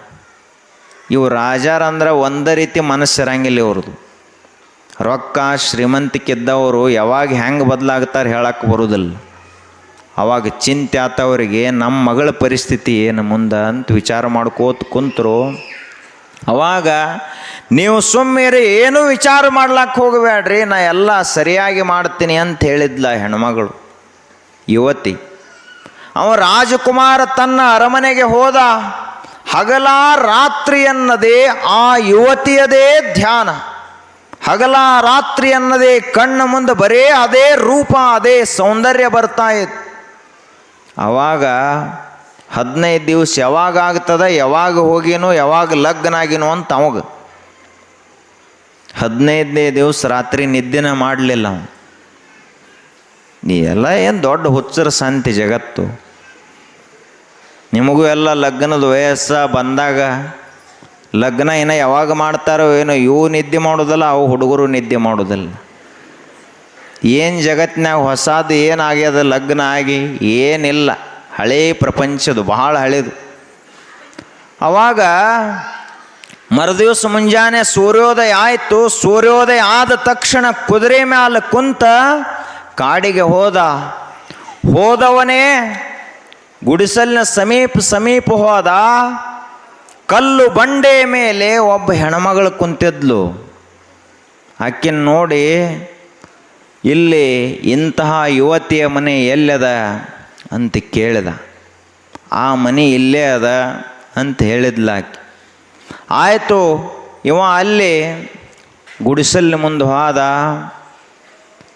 ಅವರು ತಂದೆ ತಾಯಿಗಳಿಬ್ಬರು ಹೊರಗೆ ಬಂದರು. ಬಂದ ಬಳಕ ಕೇಳಿದರು ಅವರು, ಯಾಕ್ರಿ ಇಲ್ಯಾಕೆ ಬಂದ್ರಿ? ಇಲ್ಲ, ನಿಮ್ಮ ಮಗಳು 15 ದಿವಸ ಬಿಟ್ಟು ನನಗಿಲ್ಲಿ ಬರ್ಲಾಕ್ ಹೇಳಿದ್ಲು. 15 ದಿವಸದ ನಂತರ ನಾನು ನಿನ್ನ ಲಗ್ನ ಆಗ್ತೀನಿ ಅಂತ ಹೇಳಿದ್ಲು. ಅದಕ್ಕೆ ನಾ ಬಂದೇನೆ ಅಂತ ಹೇಳಿದವ. ಆಗ ನಮ್ಮ ಮಗಳು ಅಲ್ಲಿ ಕಲ್ಲು ಬಂಡೆ ಮೇಲೆ ಕುಂತಾಳಪ್ಪ, ಹೋಗಿ ಆಕೆನ ಕೇಳು ಅಂತ ಹೇಳಿದ್ರು ಅವರು. ಇವು ರಾಜಕುಮಾರ ಇದೀಗ ಆಕೆನ ಮಾತಾಡಿಸಿ ಬಂದಲ್ಲ ಅಂತಿವ. ಮತ್ತೊಮ್ಮೆ ಹೋಗಿ ಮಾತಾಡಿಸಿದ. ನೀ ಯಾರು ಅಂತ ಕೇಳಿದವ. 15 ದಿವಸ ಹಿಂದೆ ಯಾವ ಹೆಣ್ಮಗಳಿದ್ನಲ್ಲ ಆಕೆ ನಾ ಅದನ್ನಿವತ್ತು, ನಾ ಏನು ಬದಲಾಗಿಲ್ಲ. ಮತ್ತು ಆ ಸೌಂದರ್ಯ ಆ ರೂಪ ಎಲ್ಲ ಎಲ್ಲಿ ಹೋತು? ನೀ ಈಗ ಸದ್ಯ ನೋಡಿದ್ರೆ ಬರೀ ಎಲುಬಿನ ಹಂದರ, ಎಲುಬಿನ ಗೂಡು ಮಾತ್ರ ಕಾಣತಿ. ಎಲ್ಲಿ ಹೋ ಸೌಂದರ್ಯ ಅಂತ ಕೇಳಿದ ರಾಜಕುಮಾರ. ಕೇಳಿದಾಗ ಆಕೆ ಹೇಳಿದ್ಲು, ಅದು ಸೌಂದರ್ಯ ನಿಜವಾಗಿರುವಂಥದ್ದಲ್ಲದು. ಊಟ ಚಲೋ ಮಾಡಿದ್ರೆ ತಾನೇ ಸೌಂದರ್ಯ ಬರ್ತದ. ಊಟನ ಬಿಟ್ಟನ್ನ 15 ದಿವಸ ಆತು. ಹಿಂಗಾಗಿ ಸೌಂದರ್ಯ ಎಲ್ಲ ಹೋಗಿ ಬರೀ ಎಲುಬಿನ ಹಂದರ ಮಾತ್ರ ಉಳ್ದದ. ರಾಜ್ಕುಮಾರ್ಗ ತೆಲಿಗೆ ಬಡ್ದಂಗ ಅವ ಅಂದ, ನಿನ್ನ ಲಗ್ನ ಮಾಡ್ಕೊಂಡು ನಾ ಏನು ಮಾಡಲಿ ಅಂತ ತಿಳ್ಕೊಂಡು ಬಂದ ಹಾದಿಗೆ ಸುಂಕ ಇಲ್ದಂಗೆ ಹೊಳ್ಳಿ ಹೋದವ. ಯಾಕೆ?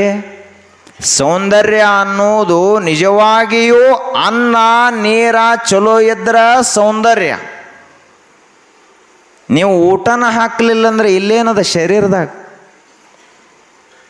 ಹಂಗ ಅವ ರಾಜಕುಮಾರ ಬರೇ ಮೇಲಿನ ಶರೀರವನ್ನು ನೋಡಿ ಬಂದಿದ್ದ. ಶರೀರ ನಿಜವಾಗಿಯೂ ತಯಾರಾಗುವುದೇ ಅನ್ನ ನೀರು ಇವುಗಳನ್ನು ಬಳಸಿಕೊಂಡು ಶರೀರ ತಯಾರಾಗ್ತದೆ. ಆಗ ಅಕ್ಕ ಮಹಾದೇವಿಯವರು ಎಲ್ಲರೂ ಈ ಶರೀರದ ಮೇಲೆ ಪ್ರೇಮ ಮಾಡಿದರೆ ಅಕ್ಕ ಮಹಾದೇವಿಯವರು ಈ ಶರೀರದಾಗ ಏನೈತಿ ಅಂದ್ರೆ ಅವರು ಏನದ ಶರೀರದಾಗ? ಅಮೇಧ್ಯದ ಮಡಿಕೆ, ಮೂತ್ರದ ಕುಡಿಕೆ. ಶರೀರದಾಗ ಏನದ? ಈ ಶರೀರದೊಳಗೆ ಏನೂ ಇಲ್ಲ. ಸರಿಯಾಗಿ ಬಿಡಿಸಿ ಹೇಳಬೇಕಂದ್ರೆ ಪಾಯ್ಖಾನೆ ಅದ ಈ ಶರೀರದೊಳಗೆ. ಅಮೇಧ್ಯದ ಮಡಿಕೆ, ಮೂತ್ರದ ಕುಡಿಕೆ, ಎಲುವಿನ ತಡಿಕೆ, ಕೀವಿನ ಹಡಿಕೆ, ಸುಡಲಿ ದೇಹವ ಒಡಲು ಹಿಡಿದು ಕೆಡದಿರೆ ಎಲೆ ಮರುಳೆ, ಚನ್ನಮಲ್ಲಿಕಾರ್ಜುನ ದೇವರನು ಅರಿ ಅಂತ ಹೇಳಿದ್ಲು. ತಗೊಂಡೇನು ಮಾಡ್ತಿ ಶರೀರದಾಗ ಏನದ? ತುಸು ಏನಾದರೂ ಗಾಯ ಆಯಿತು ಅಂದ್ರೆ ಕೀವಾಗ್ತದೆ. ಬೆಕ್ಕದಂಥ ರಾಜನ ಶರೀರದ ಅಂದ್ರು ಸ್ವಲ್ಪ ಏನಾದರೂ ಆಗಲಿ ಉಪಚಾರ ಮಾಡಲಾರ್ದ ಹಂಗೆ ಬಿಟ್ಟ ಅಂದ್ರೆ ಕೀವು ಹೊರಗೆ ಬರ್ತದೆ. ಒಂದು ದಿವಸ ನೀವು ಹಲ್ಲು ತಕ್ಕೊಳ್ಳಿಲ್ಲ ಅಂದ್ರೆ ಮುಂದೆ ನಿಂತು ಯಾರೂ ಮಾತಾಡಂಗಿಲ್ಲ, ಅಷ್ಟು ವಾಸನೆ ಬರ್ತದೆ. ಜಳಕ ಮಾಡಲಿಲ್ಲ ಅಂದ್ರೆ ಮುಗಿದ ಹೋತ್, ಅವ್ರ ಆ ಕಡೆ ಇವ್ರ ಈ ಕಡೆ, ಅಷ್ಟು ವಾಸನೆ ಬರ್ತದೆ ಶರೀರ. ಇನ್ನು ಈಗಂತೂ ಅವು ಏನವು ಸುಗಂಧ ದ್ರವ್ಯಗಳು ಬಂದಾವೆಲ್ಲ, ಸೇಂಟು ಅವು ಇವು ಏನು ಹೊಡ್ಕೊಂಡು ಬಂದೇ ಬರ್ತಾರೆ. ನೀವು ಬೆಕ್ಕದಟ್ಟು ಹೊಡ್ಕೋರ್ಲ, ಒಳಗೆ ಇದು ಹೊಲಸದ ಅಂದ ಒಳಗೆ ಹೊರಗೆ ಅಟ್ಟು ಹೊಡೆದ್ರೆ ಏನು ಮಾಡೋದದ? ಅಕ್ಕ ಮಹಾದೇವಿಯವರ ನಿಜವಾದ ದೃಷ್ಟಿಕೋನ ಇದು. ಅದನ್ನು ನಾವೆಲ್ಲ ವಿಚಾರ ಮಾಡಬೇಕು. ಆಗ ಅಕ್ಕ ಮಹಾದೇವಿಯವರು ಹೇಳ್ತಾರ, ಗಿರಿಯಲಲ್ಲದೆ ಹುಲ್ಲು ಮೊರಡಿಯಲ್ಲಾಡುವುದೇ ನವಿಲು, ಕೊಳನಲ್ಲದೆ ಕಿರುವಳ್ಳ ಕೆಳಸುವುದೇ ಹಂಸೆ, ಮಾಮರ ತಳಿತಲ್ಲದೆ ಸ್ವರಗೈಯುವುದೇ ಕೋಗಿಲೆ, ಪರಿಮಳವಿಲ್ಲದ ಪುಷ್ಪ ಕೆಳಸುವುದೇ ಭ್ರಮರ, ಎನ್ನ ದೇವ ಚನ್ನಮಲ್ಲಿಕಾರ್ಜುನನಲ್ಲದೆ ಅನ್ಯ ವಿಷಯ ಕೆಳಸುವುದೇ ಎನ್ನ ಮನ, ಪೇಳಿರೇ ಕೆಳದಿಯೇರಿರ ಅಂತ ಗೆಳತಿಯರಿಗೆ ಹೇಳಿದ್ಲಿ ಮಾತನ್ನು. ಅವರೆಲ್ಲ ಗೆಳತಿಯರು ಅವರೆಲ್ಲ ಕೇಳ್ತಿದ್ರು ದಿನಂಪ್ರತಿ, ಎಂಥವು ಇರ್ಬೇಕು ನಿನ್ನ ಲಗ್ನ ಆಗವ ಅಂತ ಕೇಳ್ತಿದ್ರು ಅವರು ಗೆಳತಿಯರು. ಅವಾಗ ಅಕ್ಕ ಮಹಾದೇವಿ ಹೇಳಿದ್ಲು, ಗಿರಿಯಲಲ್ಲದೆ ಹುಲ್ಲು ಮೊರಡಿಯಲ್ಲಾಡುವುದೇ ನವಿಲು. ನವಿಲು ಎಂದಾದರೂ ಮಡ್ಯಾಗ ಬಂದು ಕುಣಿತದೇನದು? ನಿಸರ್ಗ ಸುರಮ್ಯವಾದಂತಹ ಮಹಾಪರ್ವತಗಳಲ್ಲಿ, ಬೆಟ್ಟ ಗುಡ್ಡಗಳಲ್ಲಿ, ಜಲಪಾತಗಳು ಎಲ್ಲಿ ಬೀಳ್ತಿರ್ತಾವಲ್ಲ ಅಲ್ಲಿ ಬಂದು ನವಿಲು ನರ್ತನ ಮಾಡ್ತದನೇ ಹೊರತು ನಾವು ತಿಳ್ಕೊಂಡಂಗೆ ಮಡ್ಯಾಗ ಬಂದು ಕುಣಿತತ್ತೇನು ಅಂತಂದ್ಲು.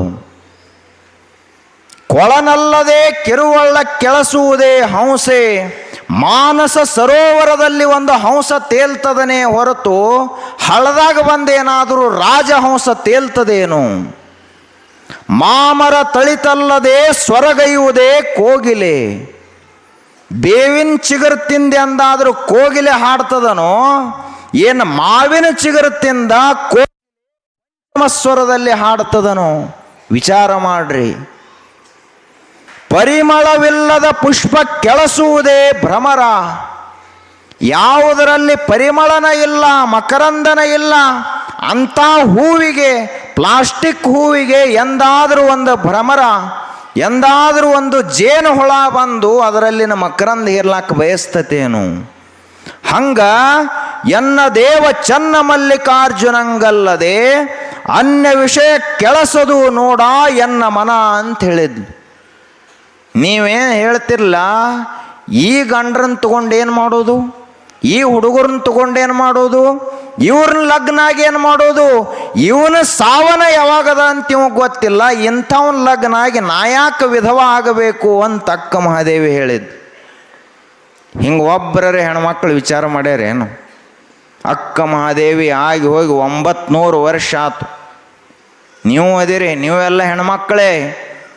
ಆಕೆಯು ಹೆಣ್ಣು ಮಗಳೇ ಇದ್ಲು, ಆದ್ರೆ ಆಕೆ ಮಾತ್ರ ಆದಿಶಕ್ತಿಯ ಪರಾವತಾರಿಯಾಗಿದ್ಲು. ಅದಕ್ಕೆ ಅಕ್ಕ ಮಹಾದೇವಿ ಅಂತ ಅನಿಸ್ಕೊಂಡ್ಳು. ಗಟ್ಟಿ ನಿರ್ಣಯವನ್ನು ಮಾಡಬೇಕಂದ್ರೆ ಮನಸ್ಸಷ್ಟು ಗಟ್ಟಿ ಇರಬೇಕಾಗ್ತದೆ. ನಮ್ಮ ಮನಸ್ಸನ್ನು ಹೊಯ್ದಾಡ್ತಾವ. ಒಂದು ತಾಸು ಮನೆ ಬಿಟ್ಟು ಇಲ್ಲಿ ಮಠದ ಕಡೆ ಬರಬೇಕಂದ್ರೆ ಹೊಯ್ದಾಡ್ತಿರ್ತೈತಿ ಮನಸ್ಸು. ಏನೂ ಇಲ್ಲ, ಮತ್ತು ಮನ್ಯಾಗ ಏನದಪ್ಪ, ಹೌದೊಂದು ಶ್ರೀಲಂಕಾದಂಥ ಒಂದು ಚಲೋ ನಗರ ಕಟ್ಟ್ಯಾರಂತೇನಿಲ್ಲ ಮನ್ಯಾಗ. ಒಂದು ಮೂಲೆ ಬಿದ್ದಿರ್ತೈತಿ, ಒಂದು ಮೂಲೆ ಎದ್ದಿರ್ತೈತಿ ಅಂಥ ಮನೆ. ಆದ್ರೆ ನಮ್ಮ ಮನಸ್ಸ ಮನೆ ಕಡೆ ಎಳಿತಿರ್ತೈತಿ.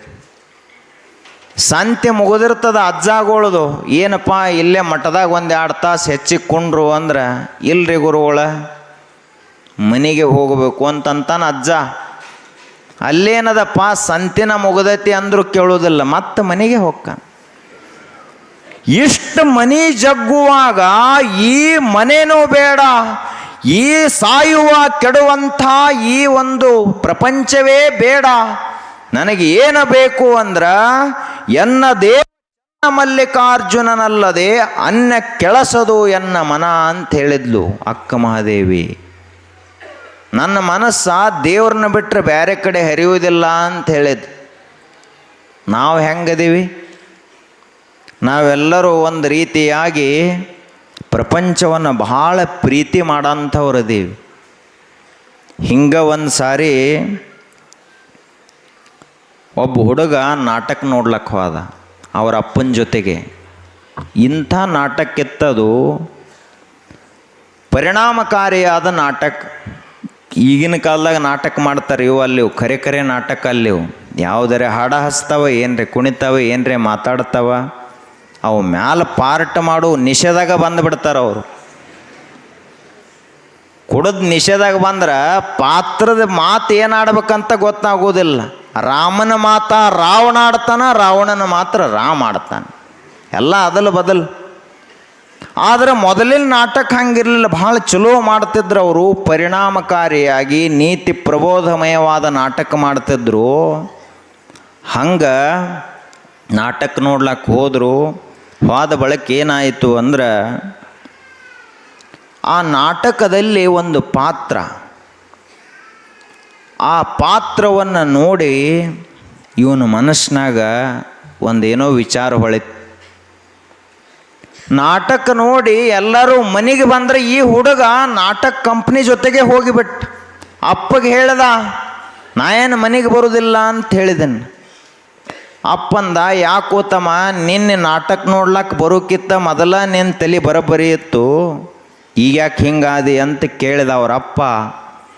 ಕೇಳಿದಾಗ ಅವ ಅಂದ, ಈ ನಾಟಕ ಕಂಪ್ನಿಯಲ್ಲಿ ಏನು ಪಾತ್ರ ಮಾಡ್ತಾಳಲ್ಲ, ನಾಟಕ ಕಂಪ್ನಿ ಮಾಲಕನ ಮಗಳು, ಆಕೆ ಮೇಲೆ ನನಗೆ ಮನಸ್ಸಾಗ್ಯದ, ನಾನು ಆಕೆಯನ್ನು ಲಗ್ನ ಆಗಲಾರ್ದ ಮನೆಗೆ ಬರೋದಲ್ಲ ಅಂತ ಅವ ಹುಡುಗ. ಎದಕ್ಕೆ ಹೋಗ್ಯಾನವ? ನಾಟಕ ನೋಡ್ಲಕ್ಕೆ ಹೋಗ್ಯಾನ. ಕೌದಿ ತಗೊಂಡು ನಾಟಕ ನೋಡ್ಲಕ್ಕೆ ಹೋಗ್ಯಾನ. ಚಾದರ, ಕೌದಿ, ತೆಲಿಗೆ ರುಮಾಲ ಏನೇನೋ ಹೊಕ್ಕಿರ್ಲ ನೀವು ನಾಟಕ ನೋಡ್ಲಕ್ಕೆ ಹೋದವ ಅಲ್ಲೇ. ಅವಾಗ ಅವ್ರ ಅಪ್ಪಂದ, ನೋಡು ತಮ್ಮ ವಿಚಾರ ಮಾಡೀಗ ಅಂತ ಹೇಳ್ದವ. ಜೀವನ್ ನೀ ಮಾಡಾವದ್ಯೋ ನಾ ಮಾಡಾವದ್ಯೋ ಅಂತ ಕೇಳಿದೆವು ಅವ್ರ ಅಪ್ಪಗೆ. ಹೊಳ್ಳಿ ಆತ ಹಾಳ ಬಾಯಿ ಬಿದ್ದು ಹೋಗಪ್ಪ ಅಂತ ಅವ್ರ ಅಪ್ಪ ಮನೆಗೆ ಹೋದವ ಕೌದಿ ತಗೊಂಡು. ಇವ ಹೋಗಿ ಕಂಪ್ನಿ ಮಾಲಕಕ್ಕೆ ಕೇಳಿದ. ಅವಾಗ ಮಾಲಕಂದ, ನೋಡಪ್ಪ ನನ್ನ ಮಗಳನ್ನು ನಿನಗೆ ಕೊಟ್ಟು ಲಗ್ನ ಮಾಡ್ತೀನಿ ನಾನು. ಆದ್ರೆ ನನ್ನ ಮಗಳು ಹೆಂಗೆ ಅತ್ಯಂತ ಶುದ್ಧವಾಗಿ ಆ ಪಾತ್ರಗಳನ್ನು ಮಾಡ್ತಾಳಲ್ಲ ನಾಟಕದೊಳಗೆ, ನೀನು ಅಷ್ಟು ಶುದ್ಧವಾಗಿ ಒಂದಿಷ್ಟು ತಪ್ಪಲಾರದಂಗೆ ಎಂದು ಪೂರ್ಣ ನಾಟಕದ ಎಲ್ಲ ಪಾತ್ರ ಮಾಡ್ಲಿಕ್ಕೆ ಕಲಿತಿಲ್ಲ ಅಂದ ನಿನಗೆ ಲಗ್ನ ಮಾಡ್ತೀನಿ ಅಂತ ಹೇಳ್ದವ ಕಂಪ್ನಿ ಮಾಲಕ್. ಆತಿನ್ನ ಊರೂರಿಗೆ ಎಲ್ಲ ಕಂಪ್ನಿ ಎಲ್ಲ ಸ್ಟೇಜ್ ಜೋಡಿಸೋದು, ಮೈಕ್ ಜೋಡಿಸೋದು, ಲೈಟ್ ಹಚ್ಚೋದು ಎಲ್ಲ ಮಾಡ್ಬೇಕಲ್ಲ ಕೆಲಸ. ಇವಾಗ ಹಚ್ಚಾರ ಅವ್ರು ಪೊಕಟ ಆಳು ಸಿಕ್ಕತ್ತೆ ಯಾಕೆ ಬಿಡ್ಬೇಕಂತ. ಮನ್ಯಾಗ 2 ರೊಟ್ಟಿ ಉಂಡು ತಣ್ಣಗಿರಪ್ಪ ಅಂತ ಮನ್ಯಾಗ ಹೇಳಿದ್ರೆ ಈ ನಾಟಕ ಕಂಪ್ನಿ ಕೆಲಸ ಮಾಡ್ಕೊತ ಹೊಂಟೇವು. ಆ ಬಳಿಕ ಹಿಂಗೆ ನಡೀತು. ಹುಡುಗನು ಭಾಳ ಶಾಣೆ ಇದ್ದ, ಎಲ್ಲ ಪಾತ್ರ ಕಲಿತು. ದ್ರೌಪದಿ ಪಾತ್ರ ಬಂದ್ರೆ ಹೆಣ್ಮಕ್ಳು ನಾಚಬೇಕು, ಅಷ್ಟು ಚಂದ ಪಾತ್ರ ಮಾಡ್ತಿದ್ದ ಹುಡುಗ. ಕರೆನೇ ಹೆಣ್ಮಗಳನ್ನ ಅದಾಳ ಅನಿಸ್ಬೇಕು, ಅಷ್ಟು ಚಂದ ನಾಟಕ ಮಾಡ್ತಿದ್ದ ನಾವು. ಮತ್ತು ನಾಟಕ ಅಂದ್ರೆ ಅದಕ್ಕೆ ಅತ್ತಾರ, ಗೊತ್ತಾಗಬಾರ್ದು ಮುಂದೆ ಯಾರದಾರಂತ ಗೊತ್ತಾಗಬಾರ್ದು, ಹಂಗೆ ಮಾತಾಡಬೇಕು, ಅವಾಗ ಅದಕ್ಕೆ ನಾಟಕ ಅಂತಾರೆ. ಆ ಬಳಿಕ ರಾವಣನ ಪಾತ್ರ ಬಂತು ಅಂದ್ರೆ ಮುಂದೆ ಕೂತವ್ರಿಗೆ ಅನಿಸ್ಬೇಕು ಕರೆನೇ ಇವನ ರಾವಣದಾನ ಅಂತ ಅನಿಸ್ಬೇಕು, ಹಂಗೆ ಮಾಡ್ತಿದ್ದ. ಎಲ್ಲ ಪಾತ್ರಗಳನ್ನು ಮಾಡ್ಲಕ್ಕೆ ಕಲಿತ, ಹಾಡ್ಲಾಕ್ ಕಲಿತ, ಕುಣಿಲಾಕ್ ಕಲಿತ, ನಗಸ್ಲಾಕ್ ಕಲಿತ, ಅಳ್ಳಾಕ್ ಕಲಿತ, ಅಳಿಸ್ಲಾಕ್ ಕಲಿತ. ನವರಸ ಭರಿತವಾಗಿ ಯಾವ ಮನುಷ್ಯ ಪಾತ್ರವನ್ನು ಮಾಡ್ತಾನಲ್ಲ ಅವನೇ ಸಮರ್ಥ ನಾಟಕಗಾರ. ನಗಸ್ಲಾಕ ಬರಬೇಕು, ಜನರನ್ನ ಅಳಿಸ್ಲಾಕ ಬರಬೇಕು, ಅಳಿಸಿದ್ದ ಮತ್ತು ಹೊಳ್ಳಿ ನಗಸ್ಲಾಕ ಬರಬೇಕು, ಅವರಿಗೆ ಅಂಜಿಕೆ ಹುಟ್ಟಿಸಂಗೆ ಎಲ್ಲ ರೀತಿ ನವರಸ ಅಂತ ಕರೀತಾರೆ. ಹೀಗೆಲ್ಲ ಮಾಡ್ತಾ ಇದ್ದ. ಕೊನೆಗೆ ಅವನ ನಾಟಕ ಕಂಪ್ನಿ ಮಾಲಕ್ ಒಂದು ದಿವಸ ಬಂದು ಹೇಳ್ದ, ತಮ್ಮ ನಿನ್ನಂಗೆ ಚಲೋ ನಾಟಕ ಮಾಡೋರು ಯಾರೂ ಇಲ್ಲ, ನನ್ನ ಮಗಳ ಸಹಿತ ನಿನ್ನ ಮುಂದೆ ಸೋತ್ಲು, ಅದಕ್ಕೆ ಬರೋ ಸೋಮವಾರನಿಂದ ನನ್ನ ಮಗಳದಿಬ್ಬರದು ಲಗ್ನ ಅಂತ ಹೇಳಿಬಿಟ್ಟು. ಹುಡುಗಗ ಖುಷಿ ಆಗಬೇಕಲ್ಲ, ಖುಷಿ ಆಗಲಿಲ್ಲ. ಹೊಳ್ಳಿ ಚಿಂತೆ ಮಾಡ್ಲಕ್ಕೆ ಚಾಲೂ ಮಾಡಿದ, ವಿಚಾರ ಮಾಡ್ಲಕ್ಕೆ ಚಾಲೂ ಮಾಡಿದ. ನಾನು ಏನು ಮಾಡಿದ್ನಿದನ ಅಂತಂದವ. ಒಂದು ಲಗ್ನ ಆಗೋ ಸಲುವಾಗಿ 10 ವರ್ಷ ಈ ನಾಟಕ ಕಂಪ್ನಿ ಎಲ್ಲ ಕೆಲಸ ಮಾಡೋದು ಬಂತಲ್ಲ ಅಂತ ವಿಚಾರ ಮಾಡಿದ. ಆ ಬಳಿಕ ವಿಚಾರ ಮಾಡಿದ, ನಾನು ಹೆಣ್ಮಕ್ಳಂಗೆ ಮಾತಾಡ್ಲಕ್ಕೆ ಕಲಿತೆ, ಗಣಮಕ್ಳಂಗೆ ಮಾತಾಡ್ಲಕ್ಕೆ ಕಲಿತೆ, ರಾಜನಂಗ ಭಿಕ್ಷುಕನಂಗ ಹಾಡ್ಲಾಕ ಕುಣಿಲಾಕ ಎಲ್ಲ ಕಲಿತ್ನಿ. ನಿಜವಾಗಿಯೂ ನನಗೆ ಗೊತ್ತಾಗಲಿಲ್ಲಲ್ಲ ಅಂತ ವಿಚಾರ ಹುಟ್ಟಿತು ತಲೆಯಾಗ. ಅವಾಗ ಹುಡುಗ ನಾಟಕ ಕಂಪ್ನಿ ಮಾಲಕಿಗೆ ಹೇಳಿದ, ನಾ ಏನು ಲಗ್ನ ಆಗೋದಿಲ್ಲ, ಮನೆಗೆ ಹೋಗೋದಿಲ್ಲ, ನಾನು ಅರಣ್ಯಕ್ಕೆ ಹೋಗ್ತೀನಿ, ನಾ ಯಾರಂತ ನನಗೆ ಗೊತ್ತಾಗವಲ್ದು. ಅರಣ್ಯದಲ್ಲಿ ಹೋಗಿ ಕುತ್ಕೊಂಡು ತಾ ಯಾರು ಅಂತ ವಿಚಾರ ಮಾಡ್ತಾ ಕುತ್ಕೊಂಡ. ಅವನಿಗೆ ಗೊತ್ತಾತು, ಇವು ನಾಟಕದ ಯಾವ ಪಾತ್ರಗಳು ನಾನಲ್ಲ, ಸ್ವತಃ ಶರೀರ ಮನಸ್ಸ ಇವು ಕೂಡ ನಾನಲ್ಲ. ನಾನು ಯಾರು ಅಂದ್ರೆ ಅವರಂಗ ಇವರಂಗ ಮಾತನಾಡುವಂಥವ ನಾನಲ್ಲ. ನಾನು ಯಾರು ಅಂದ್ರೆ ಯಾರಂಗೂ ಆಗವನಲ್ಲ. ಶುದ್ಧವಾದಂಥ ಬೆಳಕು, ಶುದ್ಧವಾದಂಥ ಅರಿವು, ಶುದ್ಧವಾದಂತಹ ಜ್ಞಾನ ಶಿವಚೈತನ್ಯ ನಾನೇ ಹೊರತು ಈ ಪ್ರಪಂಚ ಇಲ್ಲಿರುವ ಈ ನಾಟಕದ ಪಾತ್ರಗಳು ಯಾವ ನಾನಲ್ಲ ಅಂತವನ ಅರಿವಿಗೆ ಬಂತು. ಆವಾಗ ಹುಡುಗ ಲಗ್ನ ಆಗಬೇಕಂತ ಆದಂಥ ಹುಡುಗ ಸನ್ಯಾಸಿಯಾಗಿ ದೊಡ್ಡ ಮಹಾತ್ಮನಾದ. ಹಂಗ ಬದಲಾಗಬೇಕು. ಹಾಗೆ ಅಕ್ಕ ಮಹಾದೇವಿಯು ಕೂಡ ಈ ಪ್ರಪಂಚಕ್ಕೆ ಮನಸ್ಸೋಲಲಿಲ್ಲ.